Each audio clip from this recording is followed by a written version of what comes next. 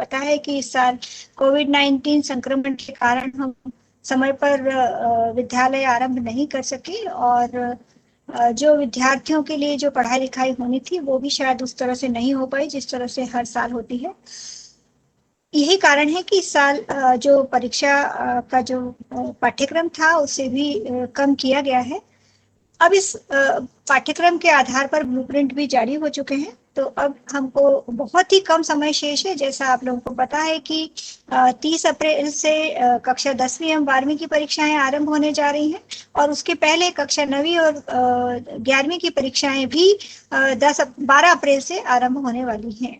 तो अब जब समय बहुत ही कम शेष है तो हमें बिल्कुल फोकस तरीके से कार्यवाही करनी होगी ताकि हम अपनी परीक्षाओं में जो है वो बेहतर रूप से परफॉर्म कर पाए। परीक्षाओं की तैयारी के लिए हमने जो अभी तक कार्यवाही की है वो विमर्श पोर्टल से आप सब लोग परिचित हैं। विमर्श पोर्टल में एग्जामिनेशन का एक आइकॉन बनाया गया है और उस आइकॉन पर ये सारी चीजें उपलब्ध है सिवाय अभी रेमेडियल टीचिंग मॉड्यूल के।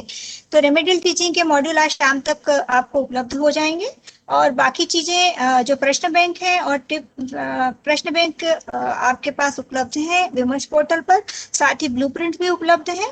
तो हम अभी एक वन बाय वन इन सभी पे बातचीत करेंगे। तो आज की जो हमारी ये कार्यशाला है इसका उद्देश्य ये है कि हम आगामी जो समय हमारे पास शेष है उसमें हमको बच्चों के दृष्टिकोण से कौन कौन सी कार्यवाहियां और करनी है, विद्यालय स्तर पर क्या करना है, जिला स्तर पर क्या करना है और हमने राज्य स्तर से अभी तक क्या क्या किया है। तो इसी आधार पे अभी सबसे पहले हम बात करते हैं रेमेडियल टीचिंग मॉड्यूल की। तो रेमेडियल टीचिंग के बारे में सब लोग जानते हैं। सभी के पास गत वर्ष का रेमेडियल टीचिंग का मॉड्यूल 10वीं का उपलब्ध है। विशेष रूप से हमको जो फोकस करना है वो 10वीं में करना है क्योंकि 11वीं और 12वीं में बच्चे थोड़े बड़े हो जाते हैं और वो सेल्फ स्टडी की मोड में भी थोड़े आ जाते हैं। तो लेकिन 10वीं के बच्चों को बहुत ज्यादा सहयोग की आवश्यकता होती है, तो इसलिए बहुत जरूरी है कि 10वीं के बच्चों पर हम विशेष रूप से ध्यान केंद्रित करें। तो 10वीं के बच्चों के लिए ही हमने कैसे पढ़ाया जाएगा इसके लिए रेमेडियल टीचिंग के मॉड्यूल गत वर्ष भी दिए थे और सभी के पास गत वर्ष के मॉड्यूल उपलब्ध हैं। गत वर्ष के का जो पाठ्यक्रम था उसमें और इस वर्ष के पाठ्यक्रम में कोई अंतर नहीं आया है।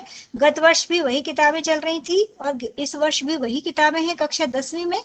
इसलिए सभी के पास जो रेमेडियल टीचिंग का मॉड्यूल है उसके माध्यम से वो पढ़ाई की व्यवस्था कर सकते हैं। उसमें से जो चैप्टर जो पाठ्यक्रम हटाया गया है उसको हटा के हम आज रेमेडियल टीचिंग के मॉड्यूल शाम तक आपको विमर्श पोर्टल पर उपलब्ध हो जाएंगे। तो उन रेमेडियल टीचिंग का उपयोग अब हमको आगामी जो भी हम पढ़ाई लिखाई करवा रहे हैं बच्चों के लिए उनका उपयोग किया जाना है।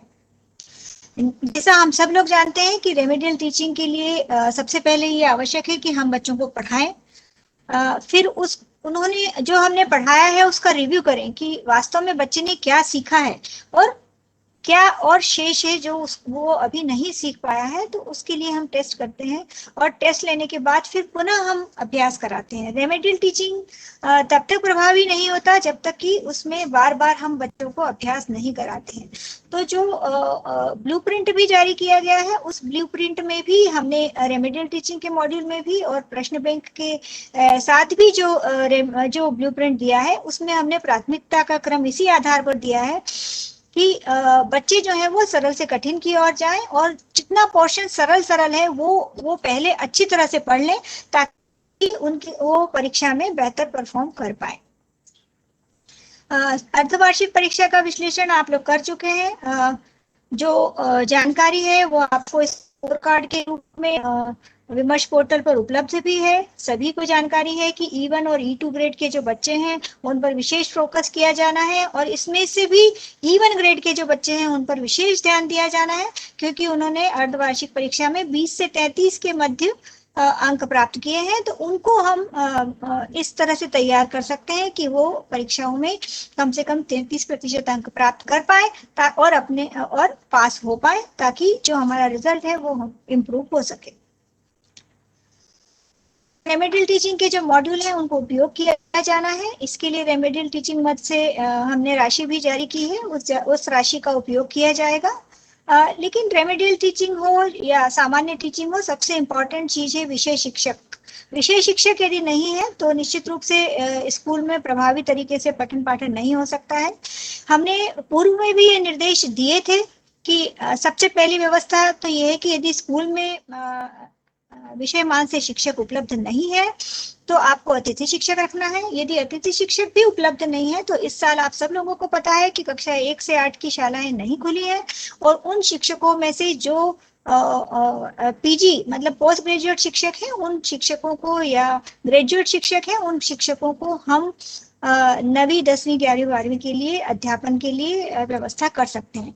हमने सभी जिला शिक्षा अधिकारियों से यह अनुरोध किया था कि सभी शालाओं में यह सुनिश्चित कर लें कि विषय मान से शिक्षक की व्यवस्था हो जाए, ताकि बाद में कोई भी प्राचार्य या कोई भी स्कूल ये न कह पाए कि हमारे यहाँ इस विषय का शिक्षक नहीं होने से हम पढ़ाई लिखाई नहीं करवा पाए। तो हमने ये 3 ऑप्शंस आपको दिए थे, और मुझे आशा है कि आपने इन तीनों ऑप्शंस का उपयोग करके अपने जिले के सभी स्कूलों में ये व्यवस्था कर ली होगी। इसके अतिरिक्त हमने विमर्श पोर्टल पर, आपने देखा होगा इसके पहले भी हम DGLEP में जो लिंक प्रोवाइड कर रहे थे उसके सारे वीडियोस जो हैं वो विमर्श के YouTube चैनल पर उपलब्ध हैं, और ये इन YouTube चैनल पर उपलब्ध जो डिजिटल सामग्री है उसका उपयोग भी आप निदानात्मक कक्षाओं और अन्य कक्षाओं के लिए आसानी से उपयोग कर सकते हैं। इसके लिए लैपटॉप, फोन या टीवी जो भी माध्यम आपके पास उपलब्ध है उस माध्यम का उपयोग आप कर सकते हैं। हमने के मॉड्यूल और साथ ही जो प्रश्न बैंक दिए हैं उनमें भी ये कोशिश की है कि जो अध्याय है उन अध्याय से संबंधित जो डिजिटल सामग्री हमारे पास उपलब्ध है उसकी लिंक हमने प्रोवाइड की है, ताकि बच्चे यदि नहीं समझ पा रहे हैं तो उस लिंक पर जाकर उस वीडियो को देखेंगे तो उन्हें आसानी से वो अध्याय समझ में आ सकता है। लेकिन बच्चों को यदि उसके बावजूद भी समझ में नहीं आ रहा है तो बच्चों से यही अपेक्षा होगी कि वो अपने डाउट्स को लिख लें, और अगले दिन जब भी वो स्कूल में जाते हैं तब अपने टीचर से उसके बारे में बातचीत कर लें और अपने डाउट्स को क्लियर करें। तो रेमेडियल टीचिंग का क्रियान्वयन भी तभी प्रभावी हो सकता है जब प्राचार्य जो हैं वो नियमित कक्षाओं के संचालन को सुनिश्चित करें और सभी विद्यार्थियों से नियमित रूप से बातचीत करें। मेरा आप लोगों से एक अनुरोध ये अवश्य है, हालांकि अभी हमने सुबह 9 बजे से लेकर शाम के 5 बजे तक का समय विद्यालय के लिए किया है, अब बहुत ही कम समय शेष है। तो मेरा सभी शिक्षकों से अनुरोध है कि अब हमारी मॉरल रिस्पॉन्सिबिलिटी है कि अब जो समय शेष है उसमें हम अधिक से अधिक मेहनत करके और सभी बच्चों को उनके जो डाउट्स हैं उनको क्लियर करें, उनको इतना कम से कम पढ़ा दें कि ये साल उनका किसी भी स्थिति में खराब न हो। तो मेरा सभी से अनुरोध ये भी है, आप सब लोगों ने DGLEP पे व्हाट्सएप ग्रुप बनाए हैं जिसमें हम कोविड संक्रमण के दौरान नियमित रूप से जो वीडियोस हैं वो भेजते रहे हैं। तो मेरा फिर पुनः आपसे अनुरोध यही है कि उस ग्रुप को फंक्शनल बनाए रखें, और उस ग्रुप में जो कक्षा के शिक्षक हैं उनसे अनुरोध ये है कि वो प्रतिदिन जो बच्चे अनुपस्थित हैं उन अनुपस्थित बच्चों की लिस्ट उसमें शेयर करें और उनके पेरेंट्स से बातचीत करें। अगले दिन आने के बाद भी ये कर सकते हैं कि एक अभिभावक को फोन लगा के हम बात कर सकते हैं कि अब बच्चों के लिए पढ़ाई बहुत अनिवार्य है और उनका नियमित रूप से स्कूल आना और फोकस्ड पढ़ाई करने की बहुत आवश्यकता है, क्योंकि अब जो परीक्षाएं हैं वो बहुत ही निकट है और इस तरह की काउंसलिंग हम सारे पेरेंट्स की कर सकते हैं। तो मेरा सभी जो कक्षा के शिक्षक हैं उन सभी से ये अनुरोध है कि वो जो बच्चे अनुपस्थित रह रहे हैं उनके माता पिता से नियमित रूप से यदि डेली बात करेंगे तो निश्चित रूप से बच्चे शाला में उपस्थित होंगे और बेहतर परफॉर्म कर पाएंगे। तो अभी तक हम लोग बात कर रहे थे रेमेडियल टीचिंग मॉड्यूल की, जिसकी मुख्य रिस्पॉन्सिबिलिटी जो है वो प्राचार्य और शिक्षकों पर है कि उन्हें अपने क्लासरूम्स में किस तरह से पढ़ाई लिखाई करवानी है उसके संबंधित में है। दूसरा जो हमने इस बार प्रयास किया है वो है सभी विद्यार्थियों के लिए हमने प्रश्न बैंक तैयार किए गए हैं। कक्षा 9वीं और 10वीं में जो प्रश्न बैंक है उनमें सब में हमने आंसर की भी दी है। 11वीं में अभी हमारे कुछ प्रश्न बैंक ऐसे हैं जो सिर्फ प्रश्न के रूप में डले हुए हैं, उनमें आंसर की नहीं है। उनकी आंसर की हम थोड़े 2-1 दिन में वो भी हम पोर्टल पर डाल देंगे। तो जिन लोगों ने पहले प्रश्न डाउनलोड कर लिए होंगे वो उसको आगे उसकी आंसर की भी डाउनलोड कर सकते हैं। तो प्रश्न बैंक के बारे में मैं एक बार फिर से आपको बता दूं कि सारे के सारे प्रश्न बैंक जो हैं वो विमर्श पोर्टल पर उपलब्ध हैं और अभी तक 9वीं 10वीं एवं 11वीं के लिए जारी हो चुके हैं। 12वीं के लिए आज या कल में हम उसको जारी कर देंगे। तो 9वीं 10वीं 11वीं के बारे में जैसा मैंने आपसे पहले भी कहा, 9वीं और 10वीं में जो प्रश्न जारी किए गए हैं उनमें हमने उत्तर भी दिए हैं। 11वीं के लिए अभी अंग्रेजी में अंग्रेजी विषय के उत्तर दिए गए हैं, लेकिन अन्य विषय के जो प्रश्न बैंक हैं उनमें उत्तर नहीं दिए गए हैं। उनके लिए भी हम प्रयास कर रहे हैं और 2-1 दिन में 11वीं के लिए भी सभी जो प्रश्न बैंक डाले गए हैं उनके उत्तर भी आपको उपलब्ध हो जाएंगे। तो मेरा विद्यार्थियों से यही अनुरोध है कि वो प्रश्न बैंक पढ़ते समय प्रश्न बैंक से पढ़ें या अपनी किताब से पढ़ें। ये बहुत ही जरूरी होता है कि जो जब भी आप पढ़ रहे हैं तो जो मुख्य मुख्य बिंदु हैं उनको पेंसिल से हाईलाइट करते चलें या अंडरलाइन कर लें, ताकि जब आप आगे पढ़ाई करेंगे, आगे जब आप दोबारा उस चैप्टर को पढ़ेंगे तो निश्चित रूप से आपको ये परेशानी नहीं आएगी। आपको पूरा वर्ड टू वर्ड नहीं पढ़ना होगा, बल्कि आप उसको उतने उन मुख्य बिंदुओं पर यदि आप नजर डालेंगे तो आपको पुराना सारा याद आ जाएगा और आप आसानी से उस चैप्टर को पढ़ पाएंगे, कम समय में पढ़ पाएंगे। जो डाउट है प्रश्न बैंक हमने दिए हैं, उत्तर भी दिए हैं, लेकिन फिर भी हो सकता है कि आपको उत्तर भी समझ में ना आए, क्योंकि रटने से आप शायद उस तरह से परफॉर्म नहीं कर पाए। आपको समझना होगा कि क्या उत्तर है और वो उत्तर क्यों है। तो आप इसके बारे में यदि कोई भी डाउट है तो जरूर लिख कर लाएं और अपने शिक्षक से अगले दिन आवश्यक रूप से उस डाउट को समझें और अपने क्लियर करें, ताकि आप बेहतर परफॉर्म कर पाए। जब तक आप अपने डाउट क्लियर नहीं आएंगे तब तक आपके साथ हमेशा ये समस्या हो सकती है कि आप प्रश्नों के उत्तर सही ढंग से न दे पाए। तो मेरा आप सभी से अनुरोध है कि जो भी सामग्री दी जा रही है उसका जब आप अध्ययन कर रहे हैं तो ये ध्यान रखें कि उसमें आपको जो भी डाउट्स आ रहे हैं उनको अलग पेज पर लिखिए। यदि आप किसी कारणवश यदि स्कूल नहीं भी जा रहे हैं तो आप व्हाट्सएप ग्रुप पे अपने टीचर से पूछ सकते हैं। जो प्रश्न के उत्तर हैं वो आपको प्रश्न जो समझ में नहीं आ रहा है, जिसका उत्तर आपको समझ में नहीं आ रहा है, वो उत्तर शिक्षक आपको बता सकते हैं। यदि फिर भी आपको समझ में नहीं आ रहा है तो हमने आपको वैसे भी विमर्श की यूट्यूब लिंक की चैनल दी हुई है, जिसमें सारे सब्जेक्ट के सारे विषय के जो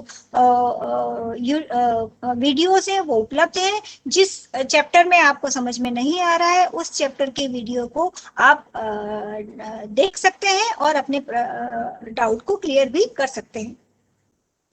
इसी संबंध में मैं एक चीज आपसे और शेयर करना चाहूंगी कि जो प्रश्न बैंक हमने दिए हैं उनमें से कक्षा 9वीं और 10वीं के लिए गणित और अंग्रेजी के जो प्रश्न बैंक होंगे उनकी फोटोकॉपी तो निःशुल्क प्रदान की जाएगी और जो सभी विद्यार्थियों को निःशुल्क प्रदान की जाएगी। लेकिन यदि राशि जिला स्तर पर उपलब्ध है और वो यदि जिला स्तर से सारे जो प्रश्न बैंक और वो हैं वो प्रिंट करवा कर यदि विद्यार्थियों को दे सकते हैं तो सभी विषयों की दे सकते हैं। चूंकि फोटोकॉपी में राशि अधिक लगती है और प्रिंटिंग में राशि कम लगती है, किंतु समय की बहुत ही कमी है, इसलिए समय ज्यादा महत्वपूर्ण है। तो जहां पर प्रिंटिंग करना संभव नहीं है वहां पर सभी विषयों के जो प्रश्न बैंक हैं वो शाला तक उपलब्ध करा दिए जाए और शाला की ये रिस्पॉन्सिबिलिटी होगी कि वो गणित और अंग्रेजी के प्रश्न बैंक की फोटोकॉपी शाला में जो निधि प्रदान की गई है उससे निःशुल्क रूप से प्रदान करेगी और अन्य विषयों के जो प्रश्न बैंक है वो विद्यार्थी अपने स्तर से ले सकेंगे, अपने स्तर से ले सकेंगे और उसकी फोटोकॉपी भी करा सकेंगे। शाला में वो पूरी तरह से उपलब्ध होंगे।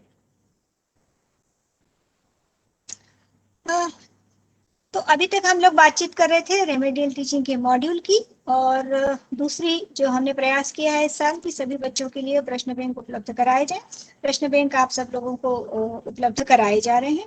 अब जो तीसरी और महत्वपूर्ण चीज है कि प्रश्न बैंक भी है, रेमेडियल टीचिंग भी है, पढ़ाई का तरीका भी है, क्या पढ़ना है ये भी पता है, लेकिन जो कम समय में उसको कैसे बेहतर तरीके से हम पढ़ सकते हैं, उसके लिए टिप्स एंड ट्रिक्स पर हम लोग कार्यशालाएं आयोजित करेंगे। कुछ वीडियोस भी हम लोगों के द्वारा तैयार किए गए हैं जो आपसे हम शीघ्र ही शेयर करेंगे। तो यदि हम सबसे पहले बात करें टिप्स एंड ट्रिक्स के वर्कशॉप्स के बारे में, तो जो बोर्ड परीक्षा के दृष्टिकोण से, जैसा हम सब लोग जानते हैं कि बिना प्लान के कोई भी काम हम सही ढंग से नहीं कर पाते हैं। तो सबसे इम्पोर्टेंट चीज ये है कि बच्चा अपना स्टडी प्लान कैसे बना रहा है।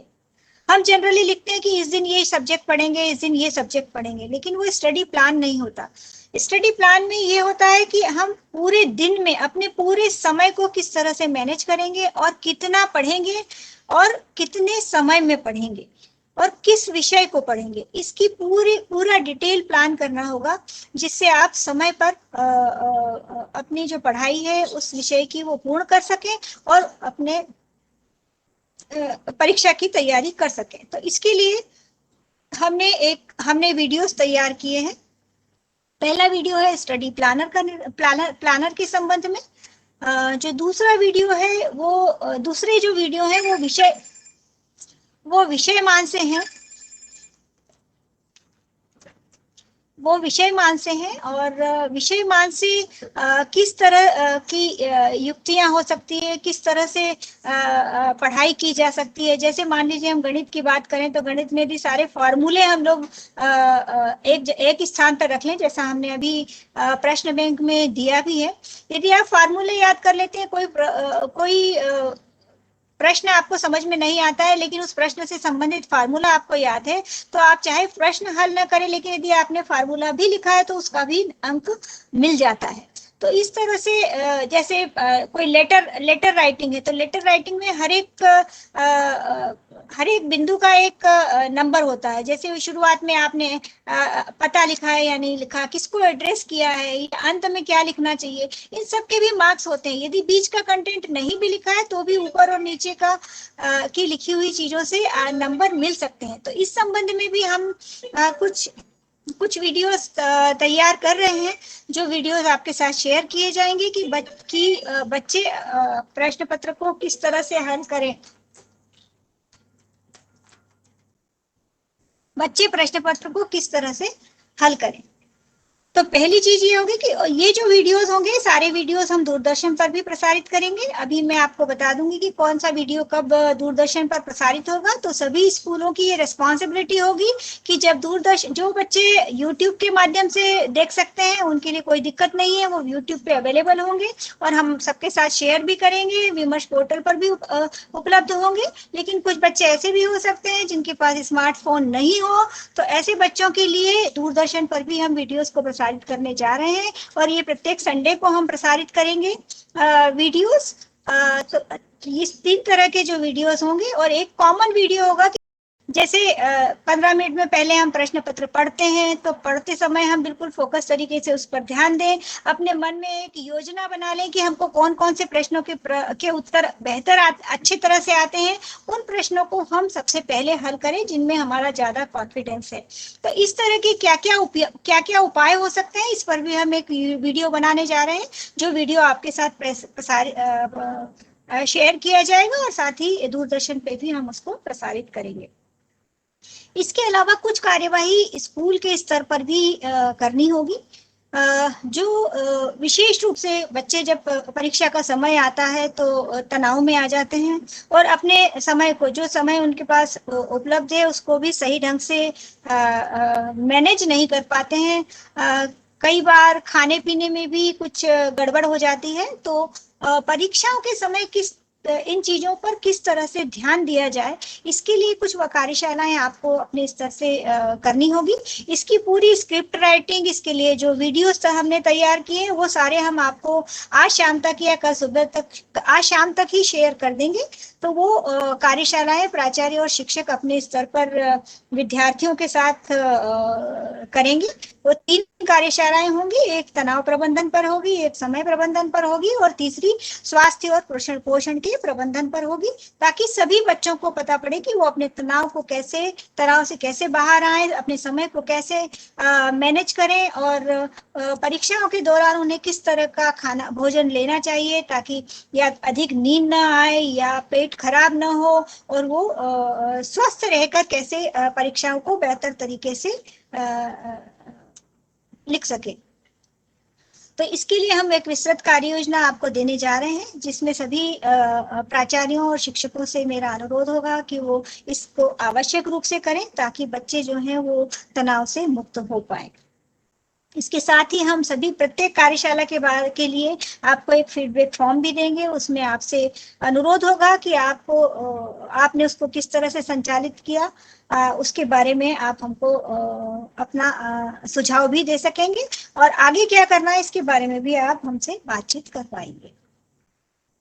तो इसके लिए जो आप कार्यशालाएं अपने शाला में करेंगे, जो हमने कहा कि तीन विषयों पर आपको कार्यशाला करनी है। पहला समय का प्रबंधन, दूसरा तनाव प्रबंधन, और तीसरा जो है वो स्वास्थ्य और पोषण से संबंधित कार्यशाला होगी। तो इन सभी कार्यशालाओं के लिए हम आपको पूरी स्क्रिप्ट राइटिंग और कैसे सत्र का संचालन करना है, सबके बारे में हम आपको आज ही शाम तक आपको एक पत्र प्राप्त हो जाएगा। लेकिन जो तैयारियां आपको अपनी शाला में विशेष रूप से करनी होगी, मैं उनकी ओर आपका ध्यान आकर्षित करना चाहूंगी। जो सबसे पहली जो आवश्यकता है, जैसा आप